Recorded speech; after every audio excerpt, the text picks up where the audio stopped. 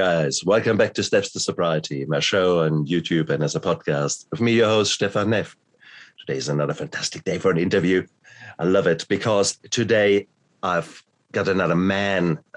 We man rule, yes! And I need to say that because most of my guests are female. And my two sons are already saying, God, another girl. No, bring on some men. And I said, I try, but so many of us don't get our shit together. And we live that staunch, I'm a man. I don't need to talk about my emotions and bullshit like that.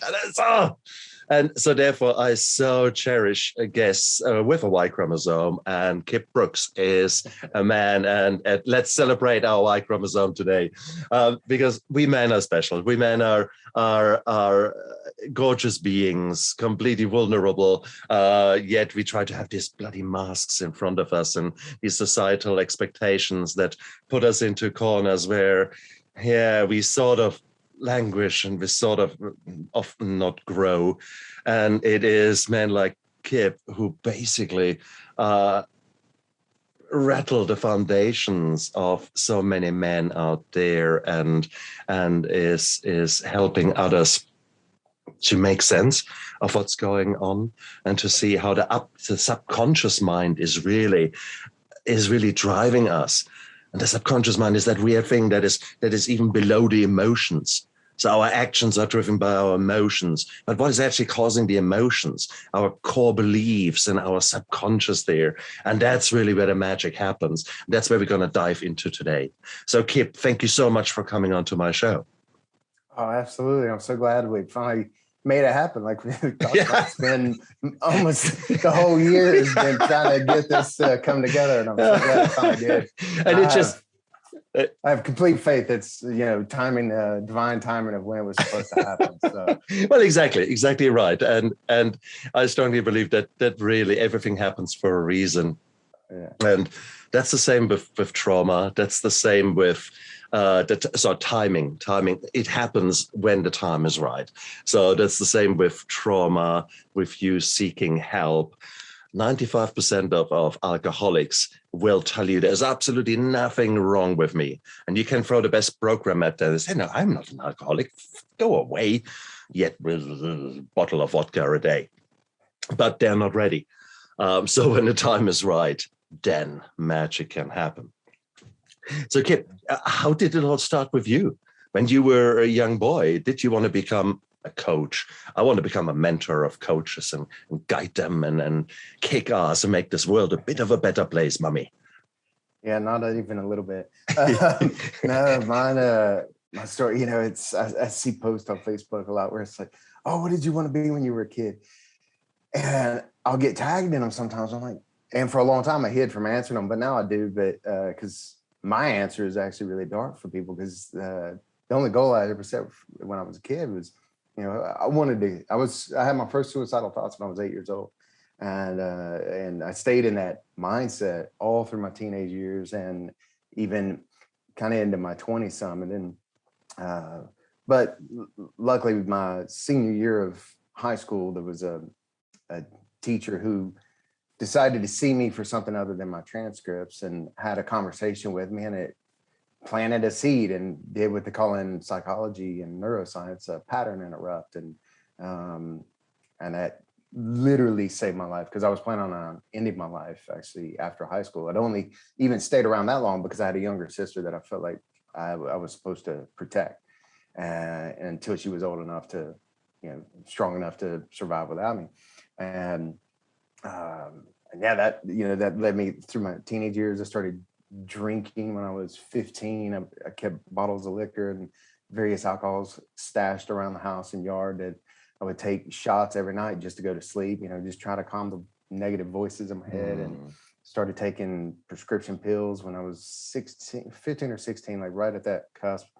And then that led into just worse stuff as I got older, but then finally started turning it all around. And then, I kind of woke up in my mid 20s and I was like, maybe I should try thinking a little different, because this isn't working. And then I did, and things started getting better and better. And then I found out I was going to be a parent first time, and that terrified me to a point, because I was just like, I had this awakening of realizing I have no idea how to be a man. I have no idea how to be a parent, a father. I was like, I didn't have a positive male role model growing up at all. And I was like, what do I do? And then I found out it was going to be a boy. And I was like, I've really got to learn how to be a man here, because I don't want to dress him out of the baggage I'm still carrying. And that led me on this I was already looking into personal development, something, but that really fueled the fire and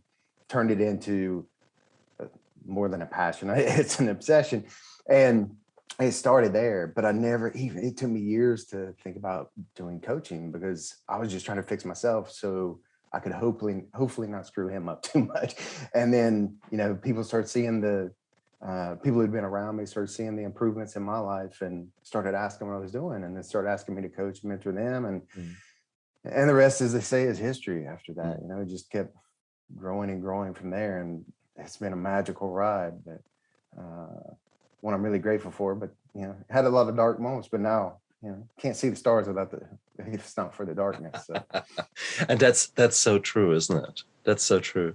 Many of my guests say exactly the same. If I ask them at the end of a show, would you go back, and if you had a time machine and you could change things in the past, what would you change? And most of them say nothing. Because without that darkness, I would have not been the person that I am now. That this would have not the pressure that is causing the diamond to become. And it is those dark moments that we all hate when they are there, and sometimes they break us. Most of the times, most of the people that I meet nowadays, they make us these dark moments. And that is so beautiful. Let's accept for the moment that there were these dark thoughts there for you at a very early stage. What did the alcohol do? You were saying it allowed you to calm down. Can you remember the feelings that you had when you were drinking? Yeah, there was, I had, for a long time, I stopped looking in mirrors and things, because every time I walked by, there was these, this voice in my head sounded very familiar, but I hate you, you're worthless, all this stuff, just replaying all this stuff they've been playing. And at night when I would lay down to go to sleep, it would just continue. And I would almost start thinking I was, schizophrenic or something, and just felt like I was losing my mind constantly. So for me, the alcohol just helped calm all that down and get it to relax enough. And luckily I overdid it in being a 14, 15, 16-year-old kid, taking anything like that. But luckily it never did too much, because also every male on my dad's side of the family were at least alcoholics, if not other things. And I had one uncle who they had an intervention for him so many times, but he would drink shoe polish because it had alcohol in it, and that's how addicted he was. And when he died at 82, everyone's like, "Oh my God, I can't believe he's gone." I was like, "I can't believe he lasted that long." Like, when you start drinking shoe polish, you're on borrowed time. But that's what I grew up around. I never saw my dad once. He died when I was just a couple months before I turned 16. I never once saw him drink anything that wasn't straight liquor, except coffee, but he would add vodka or whiskey to it, something like that. But everything else was always just liquor, moonshine, something like that. And beer and wine weren't strong enough for him. But so I grew up in that all the time, but I always had, it was this part of the torment was wanting that love and acceptance from the people in my life and the family members and things, especially, every young boy's dad is his hero, regardless of how good they are at that role. But still there was that part of wanting to model him, but then there was also this other side that getting this huge contradiction, made me feel like I almost had, multiple personalities or something, because it was a complete opposite of that. Because there was the rejection, because I knew where so much pain was coming from and all of that. so I had this battle for a very long time. And as I got older, it actually started turning into this thing. It's like, I'm going to show I can go heavier and harder than he could and still walk away from it when I want. And so it became very dangerous later in my teen years. But when it started out, I was so scared of, because my mom was actually the opposite. She didn't drink, she didn't smoke, she didn't do drugs. Actually hated everybody who did that stuff, but would never leave my dad. And so they were always fighting constantly. I don't ever remember seeing them in a moment that I felt like love was present. And so there was also that conflict. So there was so much that was just constantly around. And I would, so she had me afraid of being a raging alcoholic.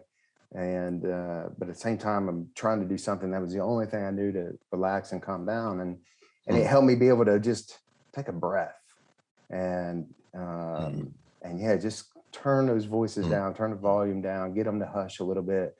Then they would kind of go to sleep, at least most of them. And then sooner or later I would go to sleep. And then it kept compounding after that. Because I always had this drive to find a cure, so to speak, an answer to what was going on. I could never explain it. And a lot of times it tormented me because I didn't know if there was one.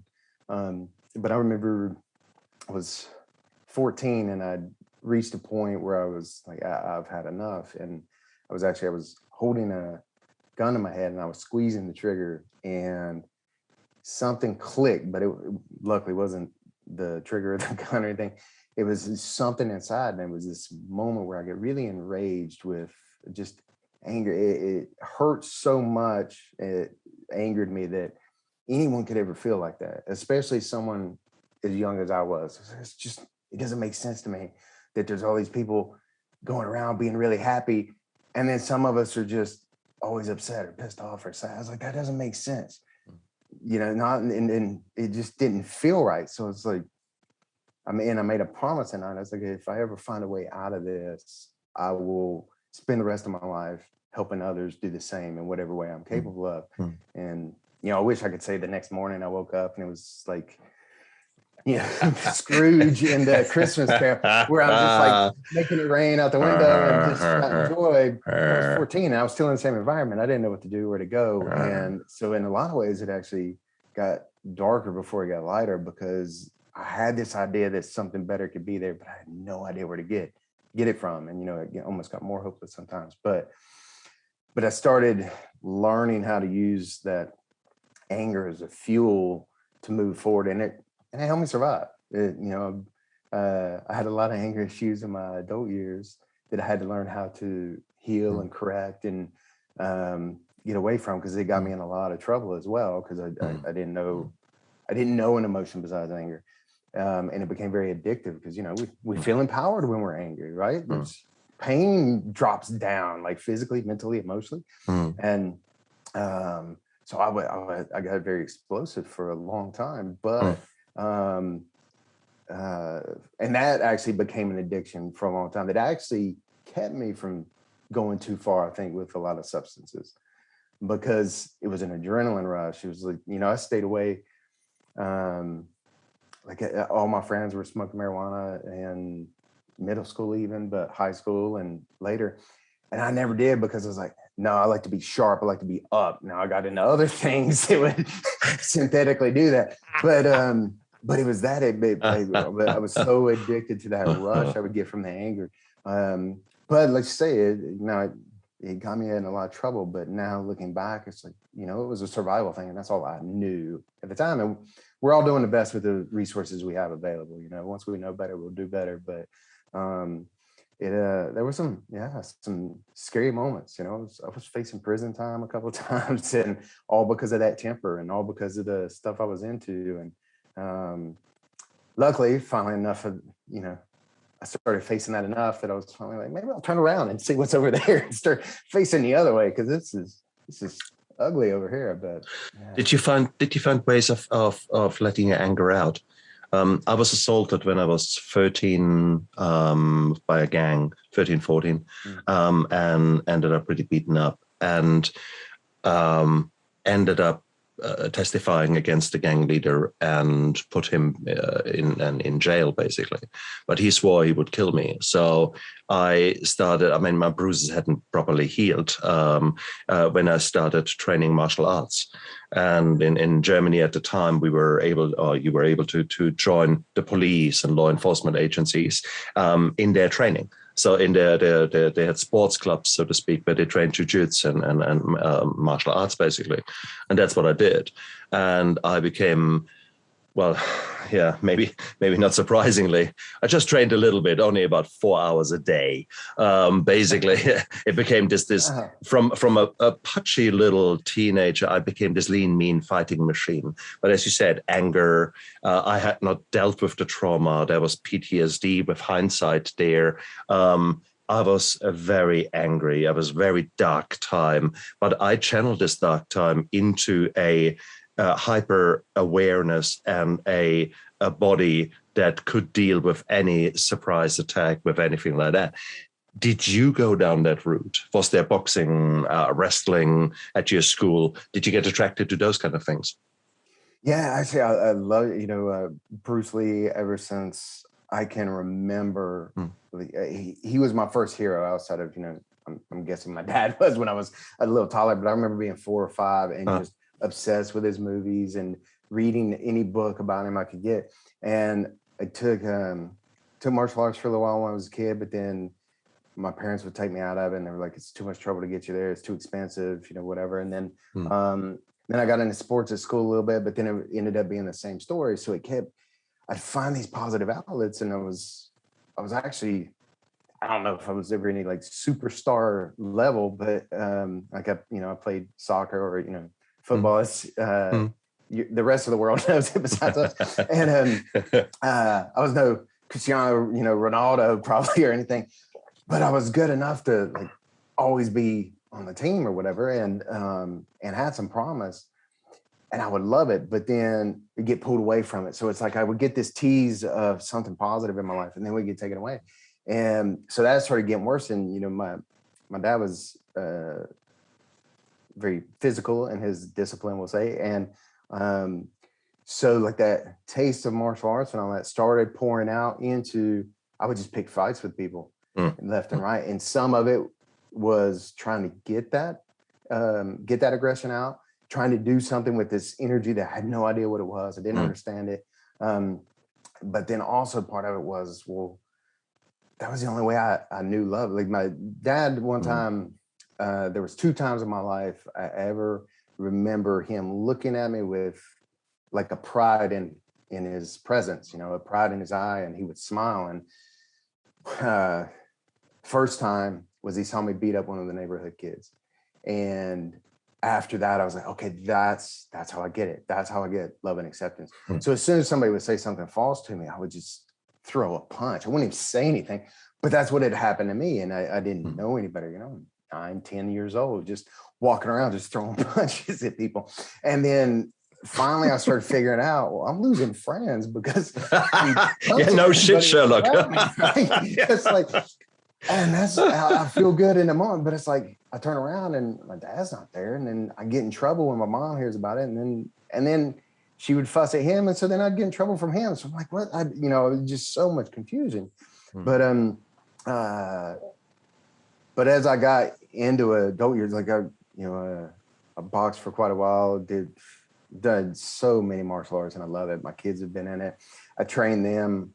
We play around quite a bit. I do a men's circle. I have 3 boys, so I do a men's tribal council every week with them, and we get together and I teach them about how to be healthy, masculine man in today's world, regardless of what everybody says out there. And it's like, how to process your emotions, how to understand them, how to understand yourself.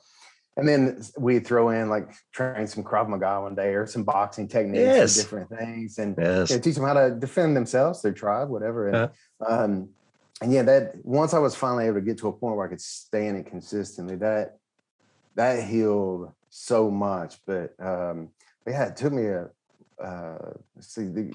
growing up, I think that would have saved me tremendously if I would have been able to stay in it. But also like where I lived, it was a real small town, and there was one martial arts studio, and it was like 12 miles away, and it's like, I can't walk there, it's like it maybe 10 miles, but either way, I can't walk there. I'm 9 years old, 10 years old, whatever. Sure. But also my parents ran a business, and so they were out of the house all the time, and I was taking care of my sister, who was she was born when I was like 7.5. And so I was left at home alone with her, or I was taking her to work because I was, pumping gas and washing windows when I was 4 or 5 years old. And so I never was really given that time to actually be like a kid, like my friends were. And then, so yeah, would have these brief little moments. But I think looking back, and especially now as we're talking about it, it's like they would plant a seed at least that, hey, there is something better out there. I just got to figure out how to get to it and not get pulled it, not let it get yanked away. And that's served me very well as an adult, because I live by the ask forgiveness, not permission type rule. And it's like, I see something, I'm going to go after it if I really want it. And I get a hold of it. My wife and friends always make fun. It's like, dude, you're a bull in a china shop when you decide you want something. It's like, it doesn't have to be pretty, but I'm getting to that goal, But that's us being a survivor. That's what a survivor does. You put automatically those kind of things come down to the subconscious level at the same level as I need air, I need oxygen, I need food, I need that woman, I need that. And you literally, that drive is there. And that is powerful. And I recognize it nowadays. And from now on then, I actually bring that guy out of the cupboard on purpose, or not on purpose. Well, there are circumstances like this year. There was one circumstance where, like it or lump it, I ended up in a really dark place due to circumstances around me. And suddenly there was this ice cold sensation there. And I knew the old guy was back, and it was ice cold. Survivor. Okay, what do I need to do right now to survive that? And for the next several days to 3 weeks, I was in that pure survivor mode. Nothing else mattered. What do I have to do? Complete selfish, complete. And it was beautiful. There was actually a clarity in my mind that was scary. I was scary. I was scared of myself. But it was good to see that that dude is in there, that this guy is in there, and that I can unleash him if the need is there. I had not seen him for quite some time, and when he came out, he scared me. But he scared me because he was so cold and ruthless. But he allowed me to survive. And then I went, come on, let's go back. Look, there's a nice cupboard over there. Go in there. Yes, you can do it. And then padlock. So, let you out again one day. Yeah, that's right. We'll play in another 20 years, okay? There's a quote that I love, and I can't remember it all, but the idea of it is, it's like, a weak man is, or a timid man is, not to be respected. It's like a dangerous man who knows when it's time to be dangerous, but keeps it controlled the rest of the time. It's like, that's a true leader. That's the man. It's like, we need it, because we live in a crazy world. I wish it was all sunshine and rainbows and butterflies all the time, but it's not. And it's, there's times where, we've got to step in it, either as a self-protection because we're being assaulted, we're being attacked, or someone we love is, or even a stranger we don't know that's just being attacked by someone, and they need,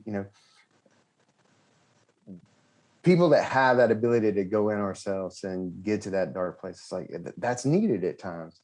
Being able to control it and guide it, that's the superpower. And Timothy S. Grover, he's written 2 books actually now. His second one just came out this year, but his first one was called Relentless, and he was Michael Jordan's personal trainer. And when Michael Jordan wanted to get to the next level and be the best of the best, and he started training with Timothy Grover, and Grover talks about it, and he's like, anybody has a dark side. He's like, the ones who reach the levels of greatness, he's like, the Jordans, the Kobe Bryants, the Steve Jobs of the world, he's like, they learn how to use their dark side for good and for the purpose. He's like, they lit it out. They're not ashamed of it. He's like, they're unapologetic about it, because they know everybody's got it, and they let it out to play. They feed the beast.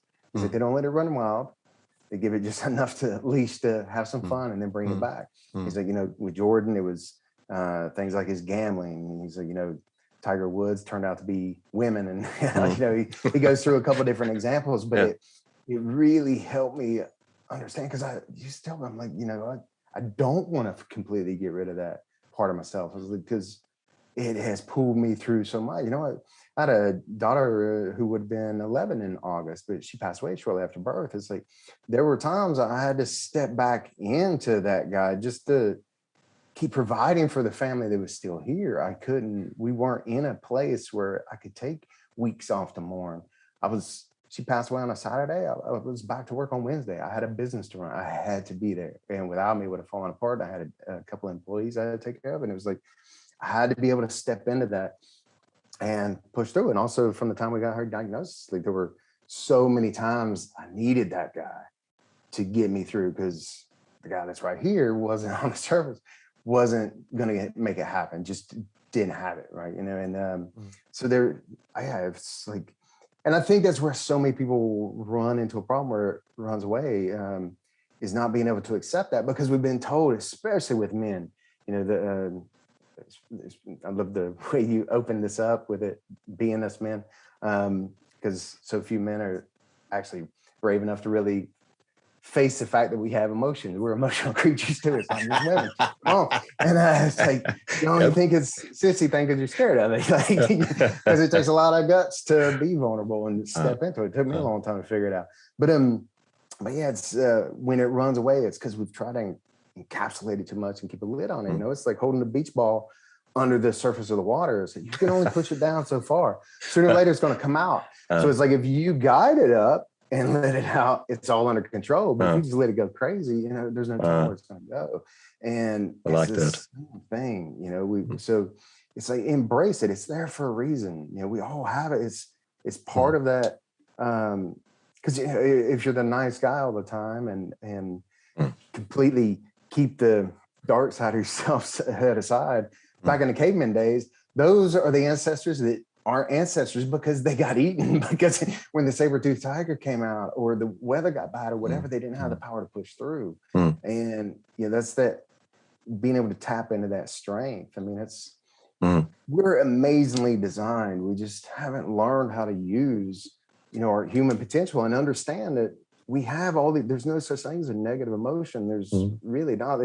The Pixar movie, Inside Out, I love it because it showed, like, hey, there's times we need anger. There's times we need sadness. Like, it serves a purpose. Like, there's for a long time, I was an atheist. There was a long period of my life where I absolutely hated. I believed in a higher power only so I had someone to hate more than I hated myself, And I did. Oh my Lord, whoo, man, it got nasty there for a while. And now it's like, man, the more I learn about how human behavior and human design and everything else, and look at the way the world is, it's like, it really is too perfectly run to not have something else out there. I don't know what it is. And it's like, maybe the theologians are right and there's some magical person sitting on a cloud, or or it's the atheists and the just believe it's everything's just, there's an energy source. It's like, no matter who you talk to, theologians call it God,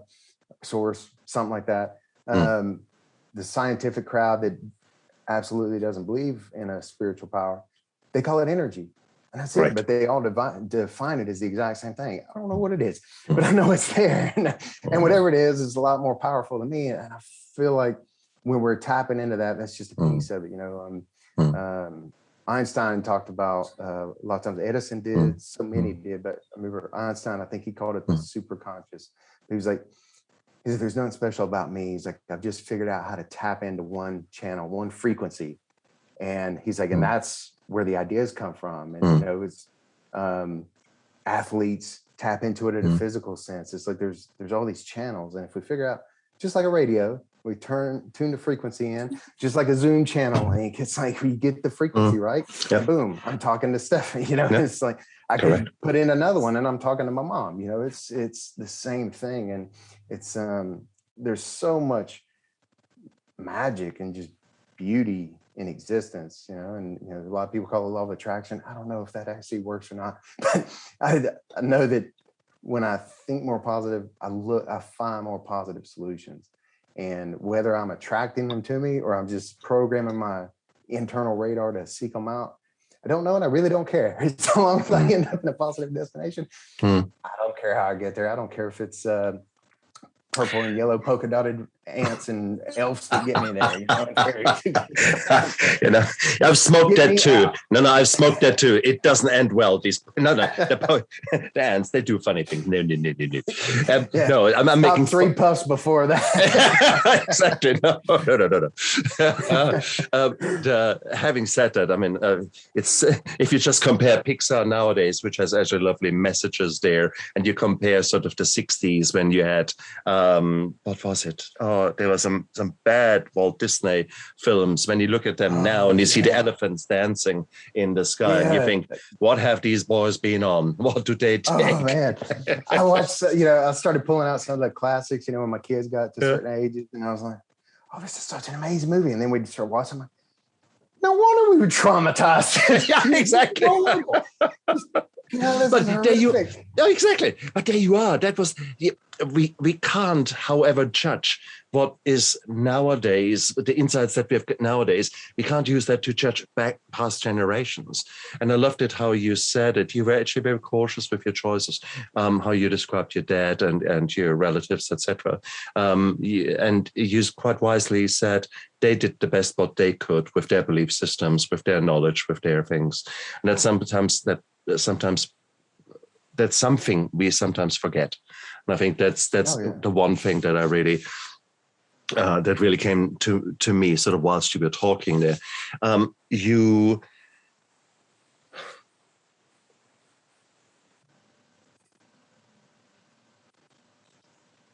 You said just something really, really good. And for a moment, there were several thoughts going, dum, dum, dum, dum. And I chased one and I forgot the other really important one. What were you just saying just prior to that? Just prior to me talking about Pixar? We're talking about man and... Fuck! This was such a beautiful line of questioning that appeared in front of me, and I've blown a fuse. Bing! So... okay, where do we want to go? Yes, where do we want to go? Sorry, you were a few times saying tapping into, getting to, etc. So, the point that I'm now weaving our way back to is us actually taking action and actually creating a path, finding those frequencies, getting to the change that you want to. Okay, so let's work from that. So 5 seconds that I know where to cut.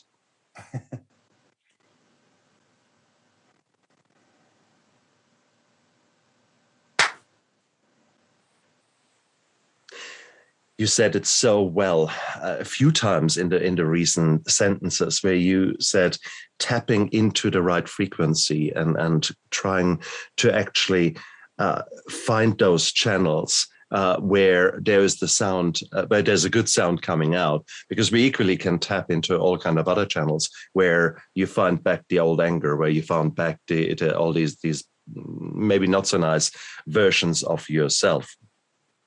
And I find it always amazing that there are actually ways you can literally swing the dial around. How did you the first time realize that you had the power to change yourself? What, when you look back, were there catalysts? Because you were this angry young man, this angry guy who was rather talking with his fists rather than talking with his mouth. And there were many good reasons that you did that. When was the first time, with hindsight, when was the first time that you could actually say, wow, I dealt with that differently? Can you remember that? The time that comes up is not at all the first time. It's the most profound for me. And so I was planning on ending my life after I graduated high school. And the reason why I was waiting to that point was, my dad had passed away. I'll put this all in a quick nutshell, best I can. My dad had passed away when I was 15. So my mom was getting Social Security money, for him being gone. She was getting a small check from me and a small check to cover expenses with my sister, help out with having kids or whatever. Mm-hmm. And it would go until turn 19 or graduated high school, whichever one came first. But I was originally supposed to graduate high school at 17 just because of where my birthday fell. So my mom actually asked me to repeat 12th grade because she's like, you'll still get out right before you turn 19. She's like, so I can get another year of this check. Starved hoping, okay, now I'll finally have value to the family. I'll be accepted. I'll get love for this. So I agreed to. And it's funny how this magical man on a cloud or this, just ether of energy around us works, because that in turn is what saved my life. That lined up so many things so perfectly. I ended up, it was called World History class, and it was my third time in it.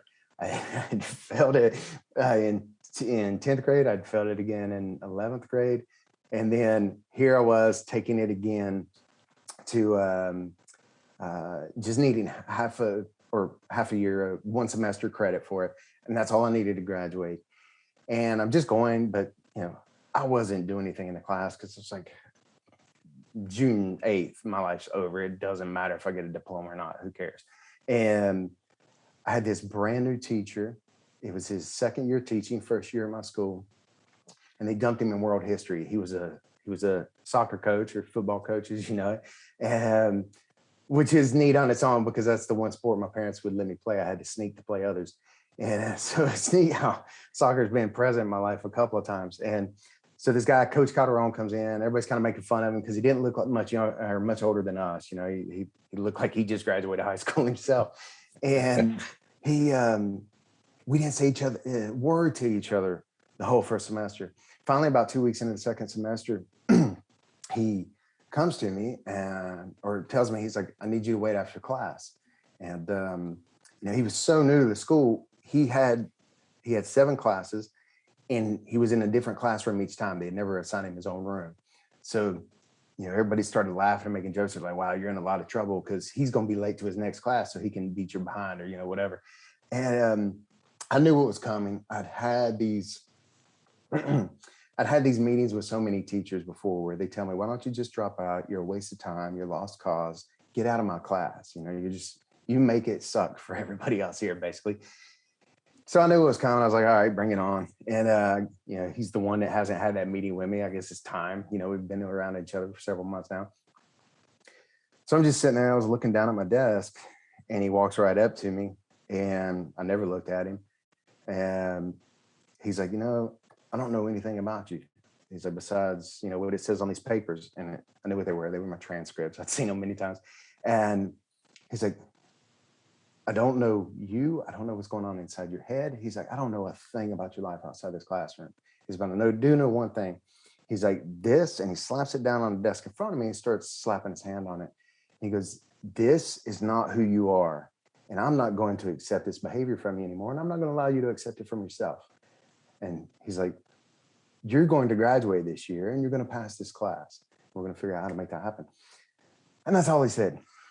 It took him probably 20 seconds. And I was just dumbfounded. And I just sat there, deer in the headlights, fight or flight. And it was just like freeze is what I was doing. Because it was, let's say it's what neuroscience calls a pattern interrupt. Because no one had ever seen me for anything but the transcripts. I went from straight A's to D's and F's the very next year. No one ever questioned it. I just started getting punished and reprimanded. And so he was the first one that's actually seen through all that and realizing there's something else going on. This is not it. This is an external. Beautiful. This is just an event. This is a result of something deeper.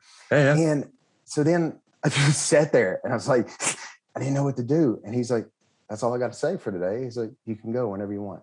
And I bolted out of that room like Usain Bolt. I was so uncomfortable. I didn't have a clue what happened. But later on in life, I was sitting around and I remember the exact moment when it really hit me and really, really sank in what he did. I was playing with my, I get a little emotional on this one. I was playing with my son. He was just a couple months old. And I'd been on a business trip for a little while, and I was back, and I was just having a good time with him. And I was sitting in a house that I paid for all on my own. I was a big boy, you know, and I've got the kid, and like I was making a good living. Like all this stuff. And I was just like, wow, you know, I found myself in this place of gratitude I'd never experienced before.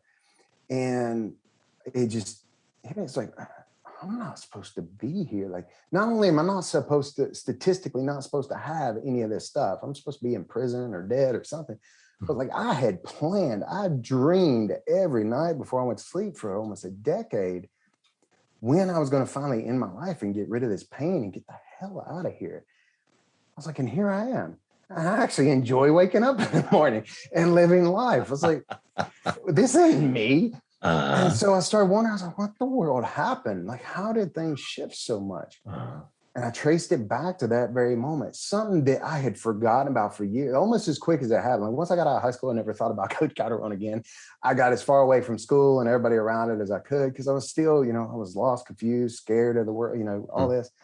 But yeah, it was like that day came that I was supposed to end my life, and then it passed. And then another day came and another day came until I got to that moment where I was like, whoa, you know, it was, you know, like climbing Mount Everest or something. So you do it one step at a time, then all of a sudden you look back and realize how far you made it. It doesn't matter how far you got to go. It's like, look how far I made it. It's like, damn, if I can do all that, I got the rest of this, you know. And that's when that was definitely not the first time, but that was like the first time it took my breath away, and still does whenever I think about it now. It's like, man, if he could do that in 20 seconds, and that's really part of what really fueled me in starting to study human behavior and neuroscience and everything, because he didn't say anything special. He wasn't a hypnotist or a magician or, you know, like David Copperfield or Dr. Milton Erickson or any of these other people. It's like, he was a soccer coach, you know, he was a world history teacher. I actually taught like 3 different subjects just because they were throwing him around wherever. They needed a soccer coach. That's why they brought him in. And he just had to fill, you know, course hours or whatever. And so he taught the class almost like he was a substitute teacher. But I mean, he dedicated himself to it, but it was like, he didn't say anything special. So I wanted to figure out what was that. And it was, he just, like I say, created a pattern interrupt, planted a seed that in me that just made me realize, I was like, shit, something else can be done different. And I'm the one who makes the choice. It's like I make the choice to get dressed every day.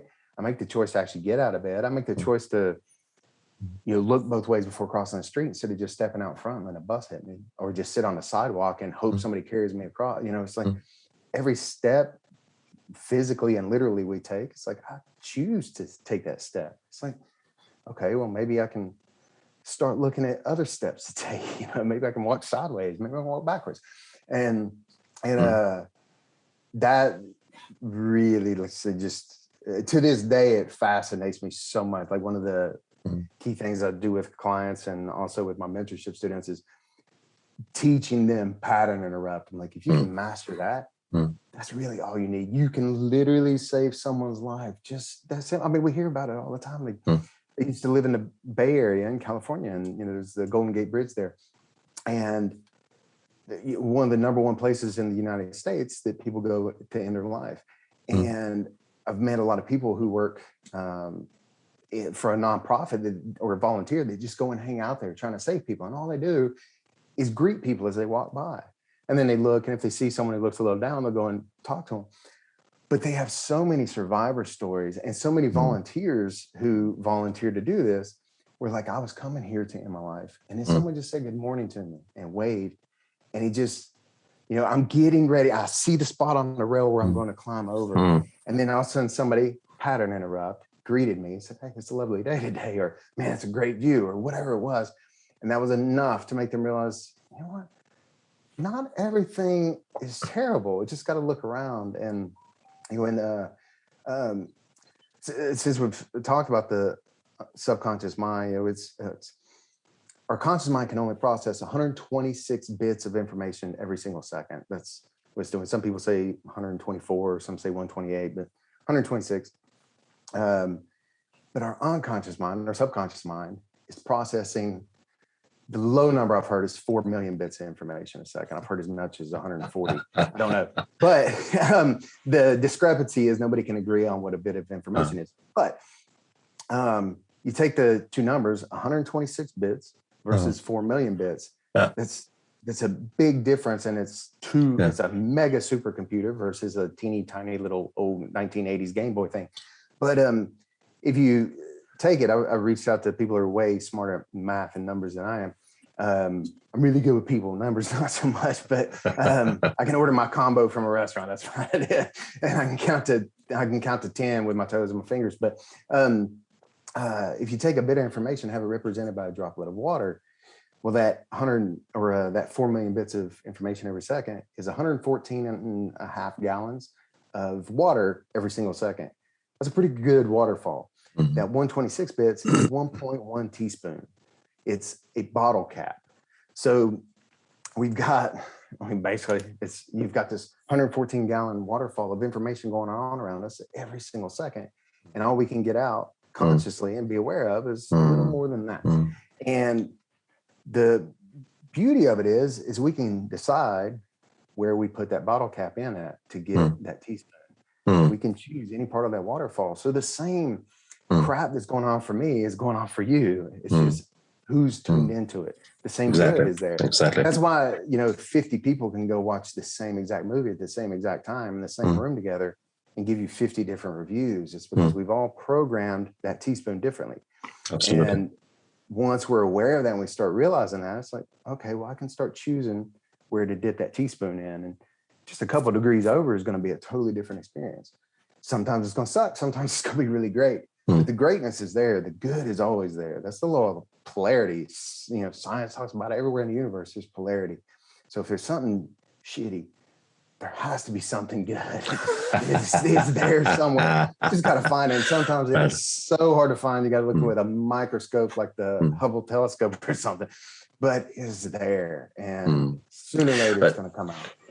No, that's only there because you're closing your eyes this much, despite the telescope, and you're actually thinking, no, can't be there. And then if something suddenly opens your eyes, you think, fuck, it was there all the time. That is what I see again and again as a doctor. You have got people who are basically business, I'm a business, bim. And then, by the way, you have got cancer or you have got a heart attack. And suddenly, or you've got an injury in a fraction of a second, your shoulder is rearranged and you're in chronic pain and you need that surgery. And whatever you were before does no longer matter. And talk about pattern interrupt. And suddenly, boom, people jump off the hamster wheel and get that kind of 2x4 in front of the head and think, okay. And then the transformation happens. Then people start to actually appreciate things that were there all the time, but they couldn't see because they were so preoccupied with other things. They had dialed up the right frequency they believed was right for them. I mean, that's all the belief systems. You go to university, you do that, or you start your business. That's what your family did. You take over here and you work, 16-hour days. That makes you a good man.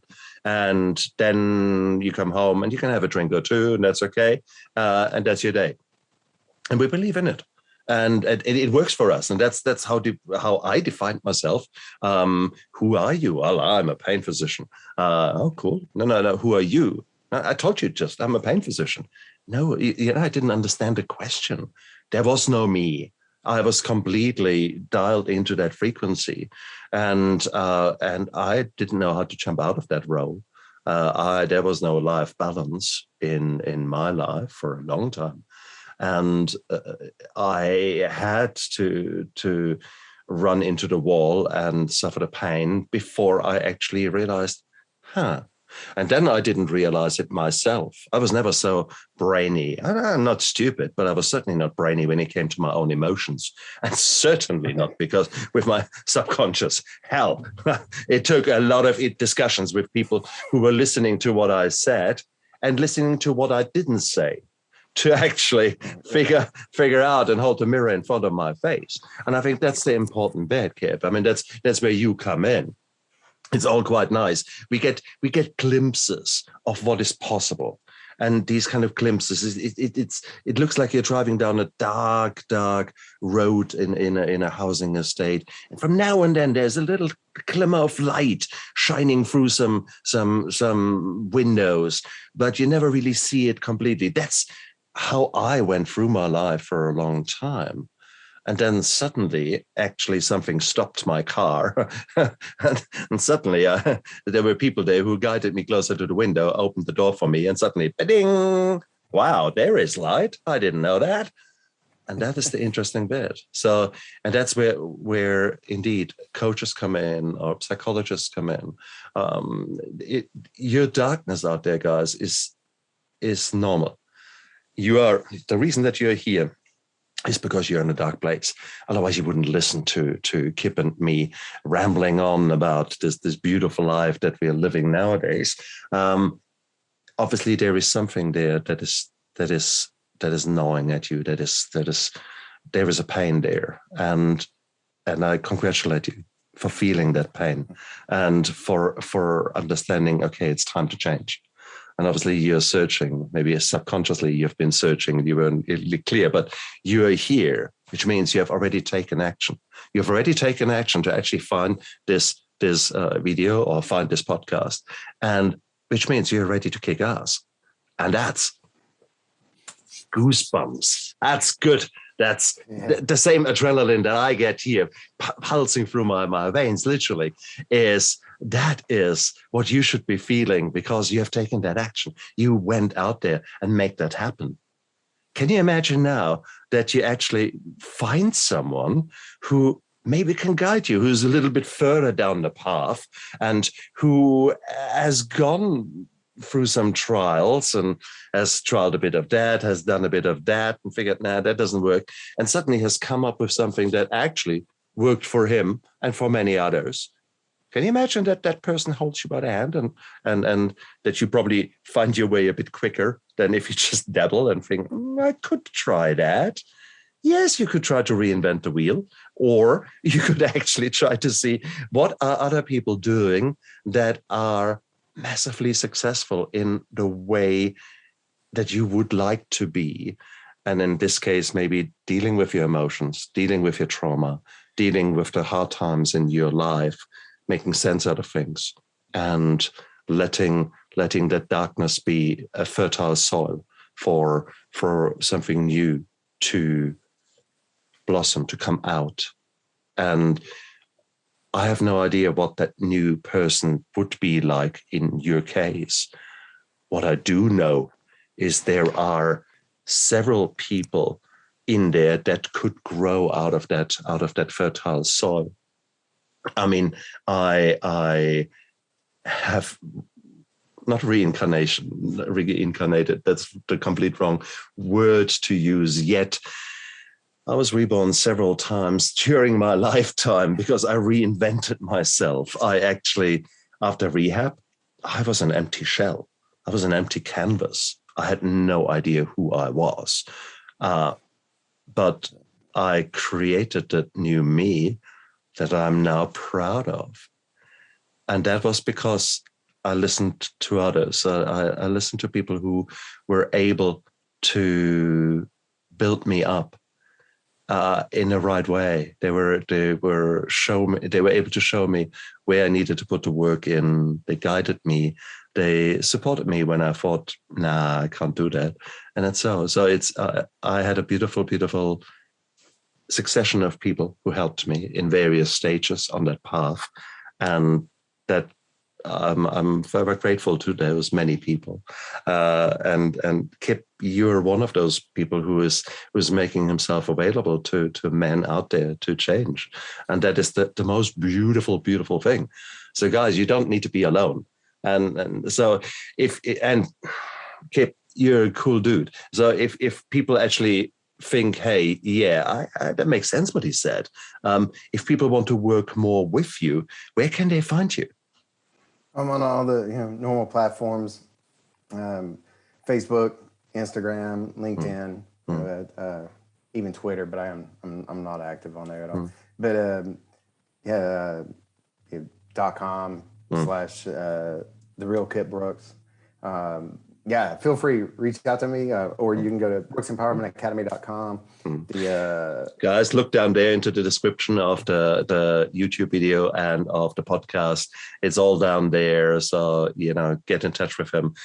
Because ultimately, what have you got to lose? I mean, you come to the point that you feel, okay, it's time to change. And there's a myriad of options. I mean, it's ultimately you're but maybe it might really be a good idea to just do a discovery call or something like that, to actually say, hey, look, this is where I am in my life. And then see where that openness leads you. Sometimes it might be worthwhile, because you're in a dark place, to go maybe to your GP, to your general practitioner, your family doctor first, and actually say, hey, look, life is a bit strange at the moment. Because sometimes there are things there that have crept up on you that make you feel really down and out. It can be something biological, something like a chronic disease having crept up on you. As a woman, you might have been bleeding from the gut or from your uterus, etc., and your hemoglobin, so the red color in your blood, is really low. Now that makes you feel like crap. That makes you feel depressed, no energy, etc. So it is quite nice to not quite nice, wrong. It is really, really good to rule out anything biological happening in you that puts you in a really dark place or in a strange place. And once you have got your physical body checked out and there's nothing there that needs attention, and it's really my thought systems and my belief systems that demand attention, then go all out. I think that would be sort of a sequence that I would do nowadays, and I do continue to do that on a half yearly basis, because new things will happen. Or sometimes you just need to listen to your body, and there might be actually some really good messages in there from your body. Most of the time the messages come from up there. Sometimes they come from down there, from various parts. So rule that out, and then go out and don't accept the darkness. The darkness is good. The darkness that pushed you into the place where you now want to take action. Now kick ass. And that is I'm so pleased for you that you're at that level, that you're at that moment on your journey where you're ready to kick ass. Write us back in half a year's time where this journey led you, and share what you have been up to, because it will seem like miracles to you, but it is. Hopefully we have planted that seed today. Kip, you're an amazing man. You're a bringer of hope. You have gone through your own darkness, and I'm so grateful that you were so transparent and honest and beautiful in your vulnerability. Many of the things that we have spoken about would have been absolute taboos to talk about to the generation before us. Yet here we have learned that shit, that putting it all in there and then putting a lid on it, it doesn't work. So Kip, I'm very, very grateful. Oh, absolutely. I'm so honored to be a part of this. I love the work you're doing. I love the messages you're putting out there. I do it again anytime. I love hanging out with you. Thank you very much. And you guys out there, look after yourself. Stay strong. I believe in you. You can do it, guys.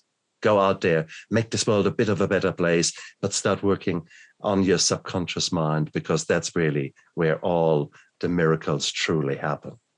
Look after yourself. Bye.